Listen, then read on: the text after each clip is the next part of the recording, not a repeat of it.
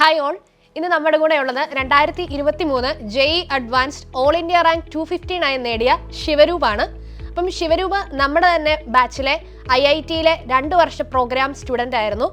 And ഇപ്പം ശിവരൂപ് പഠിക്കുന്നത് IIT ഖരഗ്പൂരിലാണ്. ഖരഗ്പൂരിൽ computer science എടുത്താണ് ഇപ്പോൾ ശിവരൂപ് പഠിക്കുന്നത്.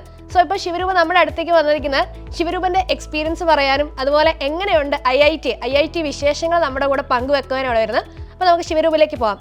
ഹായ് ശിവരൂപ്, എന്തുകൊണ്ട് വിശേഷങ്ങളൊക്കെ? സുഖമായിട്ടിരിക്കുന്നു. ഇപ്പം IIT ഇങ്ങോട്ട് വന്നപ്പം ഞങ്ങളോട് പറയാനുള്ള IIT വിശേഷങ്ങളൊക്കെ ഉണ്ട്. ഇപ്പം എൻ്റെ IIT ഖരഗ്പൂരിൻ്റെ കാര്യം പറയുകയാണെങ്കിൽ ഇപ്പം കഴിഞ്ഞ സെം എനിക്ക് 2 ഫെസ്റ്റ് ഉണ്ട് IIT ഖരഗ്പൂരിന്. ഷിദിജും ടെക് ഫെസ്റ്റ് ആണ് ഷിദിജ്, പിന്നെ ഞങ്ങളുടെ കൾച്ചറൽ ഫെസ്റ്റായ സ്പ്രിംഗ് ഫെസ്റ്റ്. ഇപ്പം കഴിഞ്ഞ സെം ജാനുവരിയിലാണ് 2 ഫെസ്റ്റ് നടന്നത്. സോ എല്ലാവരും ഫെസ്റ്റിൻ്റെ ഒരു ആവേശത്തിലായിരുന്നു കഴിഞ്ഞ സെം. ഫെസ്റ്റൊക്കെ അടിച്ചു പൊളിച്ചു. ഫെസ്റ്റിന്റെ ഭാഗമായിട്ട് അവിടെ എന്തൊക്കെയാണ് പ്രോഗ്രാംസ് വരുന്നത്? ഇപ്പം ടെക് ഫെസ്റ്റ് എടുക്കുവാണെങ്കിൽ പല കമ്പനീസ് വന്ന് അവരുടെ ബ്രാൻഡിൻ്റെ പുതിയ ഐഡിയാസ്, പിന്നെ നമ്മുടെ തന്നെ കുറേ സ്റ്റുഡൻസ് തന്നെ കുറേ സ്റ്റാർട്ടപ്പ് ഐഡിയാസ്, പിന്നെ കോമ്പറ്റീഷൻസ് ഉണ്ട്. ഇങ്ങനെ റോബോ വാസ്, പിന്നെ ഈ കാർ ചുമ്മാ F1 പോലത്തെ അങ്ങനത്തെ റേസസ് ഒക്കെ ഉണ്ട്. സോ ഇറ്റ്സ് ഇങ്ങനെ ടെക് റിലേറ്റഡ് ആയിട്ടുള്ളവർക്ക് ഇത് സത്യം പറഞ്ഞ ഒരു ഹെവൻ പോലെയാണ്. അപ്പം ഒരു സ്കൂളിംഗ് കഴിഞ്ഞിട്ട് ഇപ്പം IIT-യിലേക്ക് പോയപ്പം കുറേ എക്സൈറ്റ്മെന്റ് തോന്നിയോ ഇതൊക്കെ ഇങ്ങനത്തെ ഫെസ്റ്റ് ഒക്കെ കണ്ടപ്പം? സത്യത്തിൽ സ്കൂളിൽ പഠിച്ചപ്പോൾ ഞാൻ ഇത് ഇത്രയും ഒരു എക്സൈറ്റ്മെന്റ് ഉണ്ടെന്ന് ഞാൻ വിചാരിച്ചില്ല. സോ ഫസ്റ്റ് ഹാൻഡ് ഇത് എക്സ്പീരിയൻസ് ചെയ്തപ്പം വളരെ നല്ലൊരു എക്സ്പീരിയൻസ് തന്നെയാണ്. അപ്പം കമ്പ്യൂട്ടർ സയൻസ് അല്ലേ ഇപ്പം എടുത്തിരിക്കുന്നത്?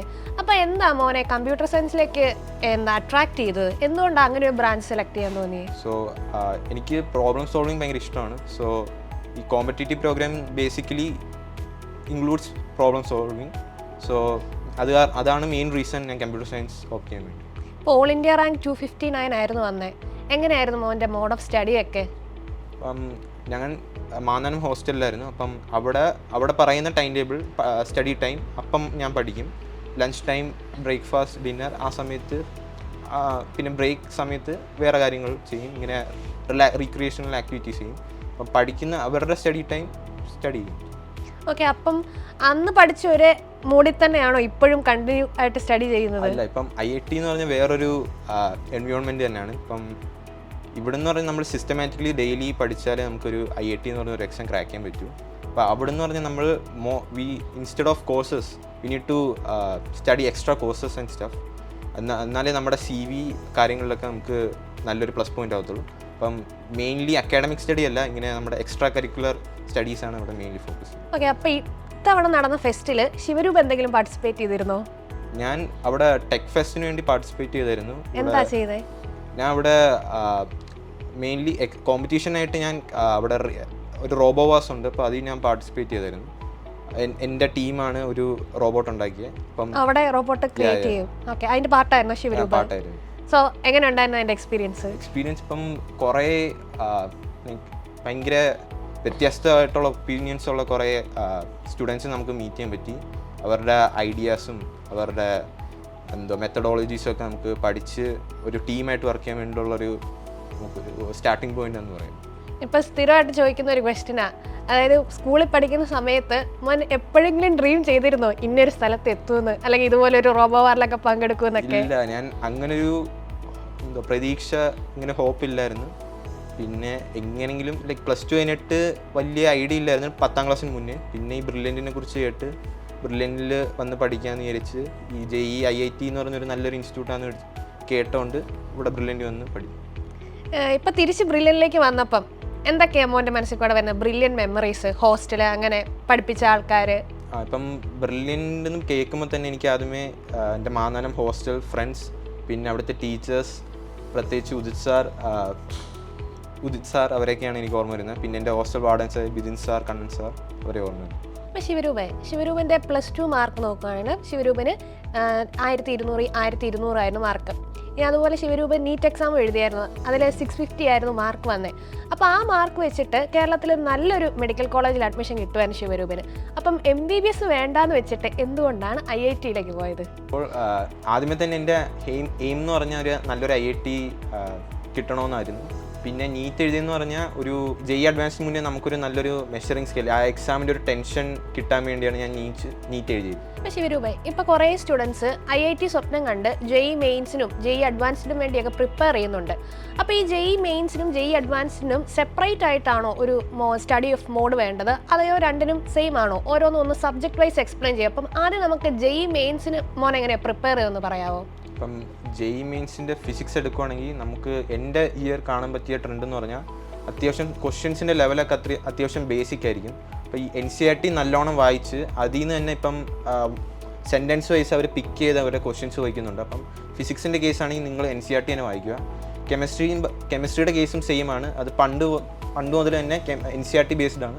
അപ്പം എനിക്ക് തോന്നുന്നു ഈ വട്ടം ഇനി ഇൻഓർഗാനിക് കുറവാണ്. അത് കാരണം mostly we should focus on organic and physical chemistry. പിന്നെ മാത്സിൻ്റെ കേസ് നോക്കുകയാണെങ്കിൽ മാത്സ് ഞങ്ങളുടെ നല്ല പാടായിരുന്നു.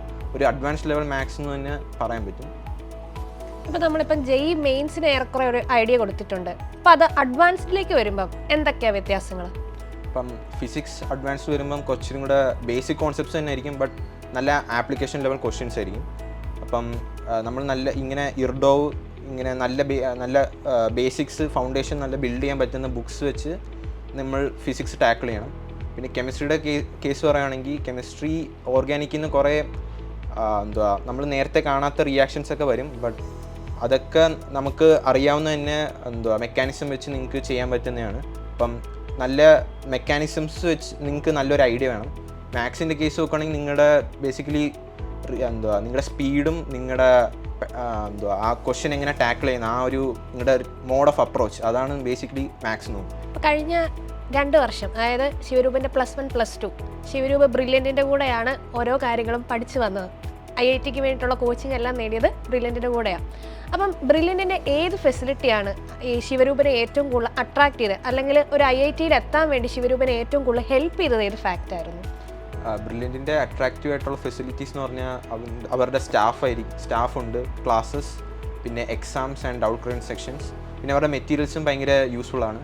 ബട്ട് എൻ്റെ ഒരു കാര്യത്തിൽ എനിക്ക് ഡൗട്ട് ക്ലിയറിംഗ് സെക്ഷൻസ് തന്നെയാണ് ഏറ്റവും കൂടുതൽ യൂസ്ഫുൾ ആയിട്ട് തോന്നി. കാരണം നമ്മൾ ഒരു ക്ലാസ് കഴിഞ്ഞാൽ നമുക്കൊരു കുറച്ച് ഡൗട്ട്സ് കാണും, എക്സാം കഴിഞ്ഞാൽ അതിൽ നിന്ന് തന്നെ കുറച്ച് ഡൗട്ട്സ് ഉണ്ട്. അപ്പോൾ ഈ സൺഡേ ഇവർ നമുക്ക് വേണ്ടി ഇങ്ങനെ സാറുമാരെ അലോട്ട് ചെയ്യാറുണ്ട്. അപ്പം അതുവഴി നമുക്ക് ആ ഒരാഴ്ചയുള്ള ഡൗട്ട്സ് എല്ലാം നമുക്ക് അങ്ങനെ തന്നെ ക്ലിയർ ചെയ്യാൻ പറ്റും. അപ്പോൾ അതൊരു നല്ല യൂസ്ഫുൾ ആയിട്ട് എനിക്ക് തോന്നുന്നു. അപ്പം ഇപ്പോൾ IIT ഖരഗ്പൂരിൽ പഠിക്കുമ്പോൾ അവിടുത്തെ ഹോസ്റ്റൽ ഫെസിലിറ്റീസ് എങ്ങനെയൊക്കെയാണ്? ഞാൻ IIT ഖരഗ്പൂരിൽ ലാൽ ബഹദൂർ ശാസ്ത്രി റെസിഡൻസിലായിരുന്നു. അവിടെ ട്രിപ്പിൾ ഷെയറിംഗ് ആയിരുന്നു, 1 റൂമിൽ 3 persons.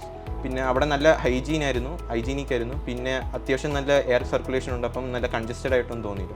നല്ലൊരു ഹോസ്റ്റൽ. അപ്പം സീനിയേഴ്സുമായിട്ട് എങ്ങനെയാണ്? നല്ല ഒരു ഹെൽത്തി റിലേഷൻഷിപ്പ് ആണോ ഉള്ളത്? ആണ്. ഇപ്പം 2nd years 3rd years 4th years അങ്ങനെ നല്ലൊരു കണക്ഷൻസ് ആണ് മലയാളികൾ തമ്മിൽ തന്നെ ഉള്ളത്. അപ്പം ബ്രില്യൻറ്റിൽ നിന്ന് തന്നെ കുറേ സീനിയേഴ്സ്, എനിക്കറിയാവുന്ന കുറേ സീനിയേഴ്സ് അവിടെ ഉണ്ട്. അപ്പം ആദ്യമേ തന്നെ വരുമ്പം ബ്രില്യൻറ്റിലാണോ ഓക്കെ എന്ന് പറയുന്നത് നമ്മൾ അപ്പം തന്നെ ഒരു കണക്ഷൻ ഫോം ചെയ്യുകയാണ്. പിന്നെ ഈ വേറെ സൊസൈറ്റി ക്ലബ്സിലൊക്കെ കയറുമ്പം ഈ ബ്രില്യൻറ്റിൽ മലയാളികളും ബ്രില്യൻസിൽ നമുക്കൊരു അറിയാവുന്നതുകൊണ്ട് അവർക്ക് നമ്മളുമായിട്ട് നല്ലൊരു ബോണ്ട് തന്നെയാണ് ഉണ്ടാക്കുന്നത്. അപ്പം ക്യാമ്പസ് മൊത്തത്തിൽ വൈബ്രന്റ് ആൻഡ് കളർഫുൾ ആണോ? ആണ്. ഹാപ്പിയാണ് അവിടെ? ഹാപ്പിയാണ്. അപ്പം ഇനി നമുക്ക് അഡ്മിഷൻസ് ഒക്കെ നടക്കാൻ പോവുകയാണ്. എക്സാംസ് കഴിഞ്ഞ് അഡ്മിഷൻസ് ഒക്കെ വരുമ്പോൾ എന്താണ് IIT ഖരഗ്പൂരിനെ പറ്റി ഇനി വരുന്ന ആൾക്കാർക്കൊന്ന് പറഞ്ഞു കൊടുക്കാൻ പറ്റുക?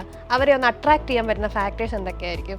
ഇപ്പം IIT ഖരഗ്പൂർ എന്ന് പറഞ്ഞാൽ most number of students per year taken ചെയ്യുന്ന ഒരു IIT ആണ്. ഇപ്പം 1800 people per year they will take in. And അവിടെ the most number of courses, they are offering the most number of courses for any IITs, like economics ആണെങ്കിലും architecture ആണെങ്കിലും നിങ്ങൾ വിചാരിക്കുന്ന ഏത് കോഴ്സിലാണെങ്കിലും they will offer a degree. അപ്പം ഇന്ത്യയിലെ തന്നെ oldest IIT ആണ് IIT ഖരഗ്പൂർ. അപ്പോൾ അത് സ്വപ്നം കാണുന്ന ഇനി വരുന്ന സ്റ്റുഡൻസിന് ശിവരൂപിൻ്റെ ഈ ഇൻഫർമേഷൻസ് ഒക്കെ വളരെ ഹെൽപ്ഫുൾ ആവുമെന്ന് ഞങ്ങൾ വിചാരിക്കുന്നു. ആൻഡ് ശിവരൂപ്, ഇനി അങ്ങോട്ടുള്ള ഭാവി ശോഭനമാകട്ടെ കേട്ടോ. Thank you. എൻട്രൻസ് സംബന്ധമായ വാർത്തകളും അപ്ഡേഷനുകളും ഏറ്റവും വേഗം ആധികാരികമായി അറിയാൻ ബ്രില്യൻ സ്റ്റഡി സെന്റർ പാല യൂട്യൂബ് ചാനൽ സബ്സ്ക്രൈബ് ചെയ്യുക, ബെൽ ഐക്കൺ അമർത്തുക, ഈ വീഡിയോ മറ്റു സുഹൃത്തുക്കളിലേക്കും മാക്സിമം ഷെയർ ചെയ്യുക.